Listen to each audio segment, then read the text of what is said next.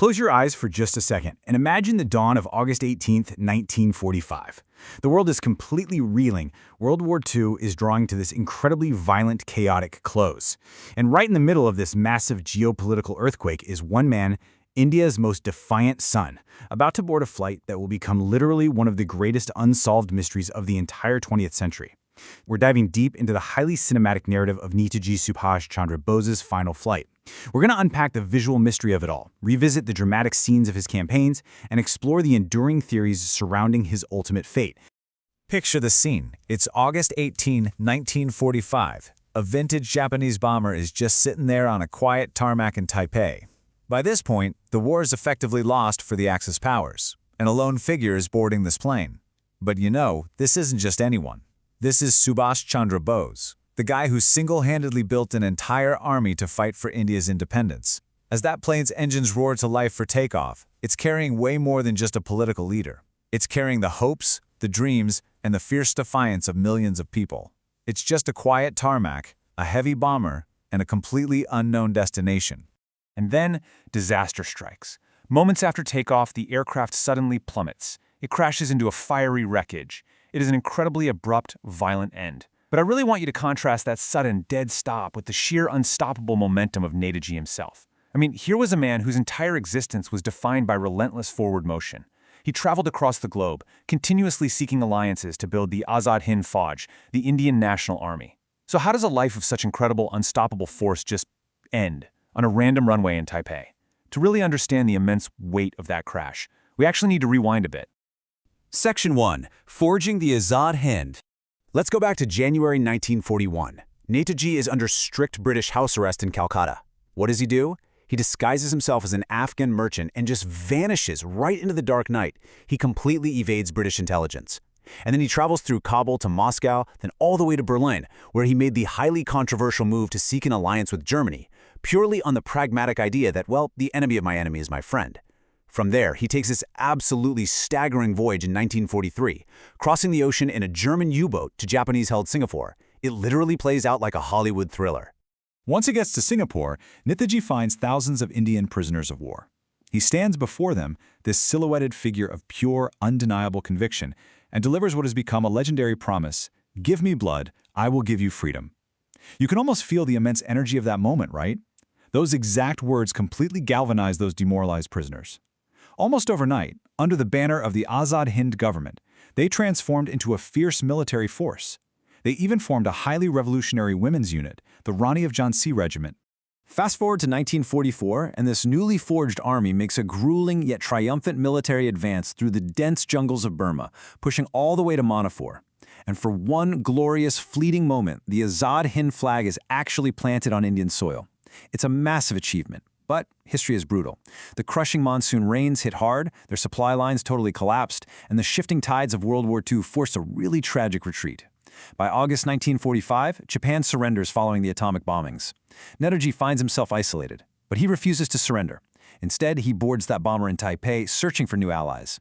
And that, of course, brings us right back to the crash. Section 2. The official narrative. Okay, so according to the official Japanese military reports from the time, Netaji was supposedly pulled from the burning wreckage, but succumbed to severe third-degree burns hours later in a military hospital in Taipei. Following this narrative, his remains were cremated, and his ashes were eventually transported to the Renkoji Temple in Tokyo, where they supposedly remain to this very day. On paper, that is the definitive official endpoint written in the ledgers of 1945. But here is where the cinematic mystery of it all truly deepens. Because when you look closely at that official Japanese report, the omissions are just staggering. First off, there's a glaring lack of independent witnesses. Every single witness on record was Japanese. There were absolutely no Indian observers present at the crash site or at the hospital. Plus, there was no conclusive independent identification of the body before the cremation took place. And you know what happens when you have a massive void of neutral evidence like that? It creates the absolute perfect vacuum for doubt to creep in. Section 3. The lingering doubts. Over the decades, public pressure for the real truth was so intense that it led to 3 massive institutional investigations. Now, the 1956 Shah Nawaz Committee and the 1970 Khosla Commission both largely upheld the original crash theory, but then we get to the 2005 Mukherjee Commission. Walking through these findings is crucial because, get this, the Mukherjee Commission actually concluded that there was insufficient evidence to prove Netaji died in that Taiwan crash at all. But adding a whole other layer of intrigue to the story, the Indian government ultimately rejected the Mukherjee Commission's findings, which effectively sealed the mystery right back up. So I want to pose this central question directly to you. Think about it. If there is no widely accepted, independently verified proof of his death in that wreckage, what really happened to India's most defiant son? Did he actually perish in those flames, or did the ultimate escape artist manage to pull off one final, absolutely unbelievable vanishing act? Section 4. Alternate theories. Well, that vacuum of evidence gave rise to some fascinating theories. And one major one is the Soviet theory. And this isn't just local folklore either. It's actually based on geopolitical intelligence reports found in both Indian and British files that were declassified years later. These documents suggested that instead of crashing, Netaji might have successfully flown into Soviet territory to seek Stalin's help against the British. The theory claims that instead of getting an alliance, he was captured and held as a geopolitical prisoner in a freezing Soviet gulag in Siberia after 1945, locked away as the Cold War escalated. And then, on a completely different note, we have the sannyasi theory. This is a deeply romanticized folk belief, but it persists to this day. This theory claims that Netaji secretly made his way back to India, retreating to the quiet ashrams or the Himalayan mountains, living completely incognito as a hidden ascetic, a sadhu, just to avoid capture by British or international authorities. It paints this incredibly poetic picture of a legendary globe-trotting warrior finally finding quiet anonymity in the very nation he helped free. Section 5. An immortal legacy. As we bring all these narrative arcs together, we sort of move from the intense, unsolved mystery of his death to the absolute, undeniable certainty of his impact. There's a popular saying, as long as the question is alive, Netaji is alive. And honestly, that is the crucial takeaway here, because whether he died on that fiery tarmac back in 1945, or in a frozen Soviet cell, or living as an old ascetic by a river decades later, his ultimate dream of an independent, proud, and free nation was successfully realized.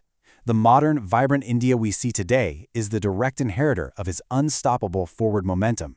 Which leaves us with one final thought. As long as the mystery endures, does the legend ever truly die? In a way, the lack of closure hasn't diminished him at all. It's actually elevated him, making Subhash Chandra Bose completely immortal in the hearts of millions.